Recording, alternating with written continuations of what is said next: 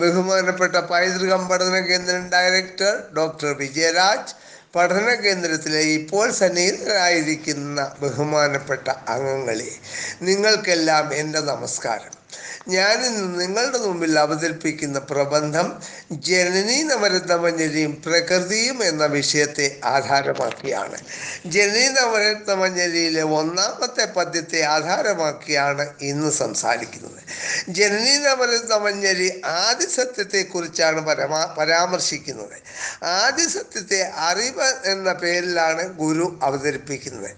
അദ്വൈതമായ പരമാത്മസത്തയെ എല്ലാത്തിൻ്റെയും ജനനിയായാണ് ഈ കൃതിയിൽ ഗുരു അവതരിപ്പിക്കുന്നത്.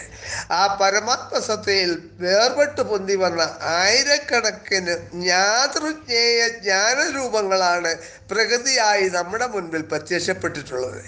ജനനീ നവരത്നമഞ്ജരിയിലെ ഒന്നാമത്തെ പദ്യം നമുക്കൊന്ന് പരിശോധിച്ചു നോക്കാം. ഒന്നായ മാമതിയിൽ നിന്നായിരം ത്രിപിടി വന്നാശു തന്മതി മറന്ന് അന്നാദിയിൽ പ്രിയമുയർന്നാടലാങ്കടലിൽ ഒന്നായി വീണു വലയും എന്നാശയം ഗതി പെറുന്നാദഭൂമിയിൽ അമർന്ന വിരാഭ പടരും ചിന്നാഭിയിൽ ത്രിപിടി എന്നാണറും പടി കലർന്നാറിടുന്നു ജനനീ. ഈ പദ്യത്തിൻ്റെ രക്തചുരുക്കം ഒന്ന് നോക്കാം.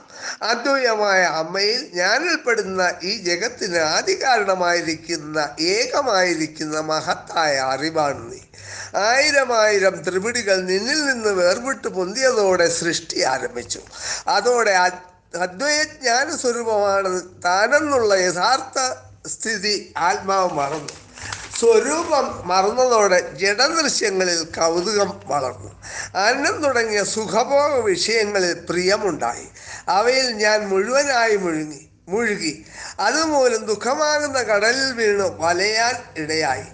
ഇങ്ങനെയുള്ള എനിക്ക് സത്യസ്വരൂപത്തെ കാണിച്ചു തരുന്ന നാദഭൂമിയിൽ അലിഞ്ഞു ചേർന്ന പ്രപഞ്ചത്തിൻ്റെ കേന്ദ്രസ്ഥാനമായ ജ്ഞാനസത്തയിൽ ത്രിപിടിയെല്ലാം അസ്തമിച്ച് ഏകീഭവിക്കുവാൻ അല്ലയോ അമ്മേ എന്നാണ് എനിക്ക് ഭാഗ്യമുണ്ടാകുക.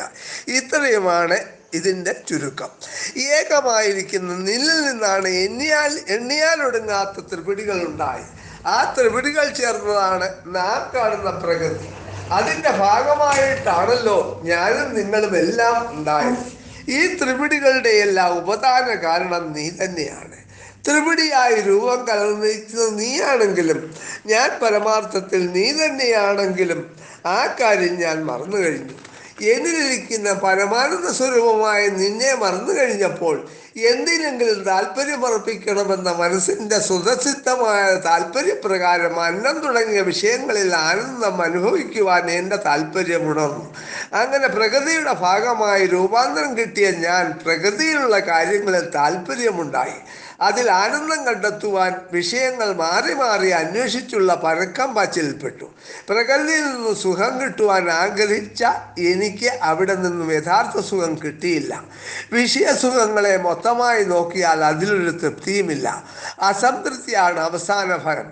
സുഖാന്വേഷണത്തിന് ഇറങ്ങിത്തിരിച്ച ഞാൻ ദുഃഖമാകുന്ന അടലാങ്കടലിൽപ്പെട്ട് കരകാണാൻ വിഷമിച്ച് ആടിയുലയുന്നതാണ് അനുഭവം.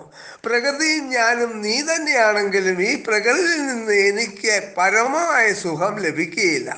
പരമമായ സുഖത്തിന് നിന്നെ തന്നെ എനിക്ക് പ്രാപിക്കണം. അങ്ങനെ പ്രാപിച്ചാൽ തന്നെ പോരാ, നിന്നിൽ ലയിച്ച് നീയായി തീരണം. ഇതിൽ നിന്നും ഞാൻ മനസ്സിലാക്കുന്നത് ഈ പ്രകൃതിയും ഞാനുമെല്ലാം ദൈവത്തിൽ നിന്ന് പൊന്തി വന്ന ദൃശ്യങ്ങളാണെങ്കിലും പ്രകൃതി ദൈവത്തിൻ്റെ മായാശക്തിയാൽ ഉണ്ടെന്ന് തോന്നിക്കുന്ന അനുഭവങ്ങളാണ്. ഈ മായാലോകത്തിൽ നിന്ന് യഥാർത്ഥ സുഖം ഒരിക്കലും കിട്ടുകയില്ല. അതുകൊണ്ടാണ് ഗുരു ദൈവദൃശ്യത്തിൽ പ്രാർത്ഥിക്കുന്നത്, നീയല്ലോ മായയും മായാവിയും മായാവിനോദനും, നീയല്ലോ മായയെ നീക്കി സായുജ്യം നൽകുമാര്യനും. ദൈവം മായയും മായാവിയും മായാവിനോദനുമാണ്. മായാവിയായ ദൈവത്തിൻ്റെ ഒരു വിനോദത്തിന് വേണ്ടിയാണ്. മായാനുഭവം നീക്കി മുക്തി നൽകുന്നതും ദൈവം തന്നെയാണ്. ആ മുക്തി ലഭിക്കുന്നതിനും നാം ദൈവത്തെ തന്നെ ആശ്രയിക്കണം.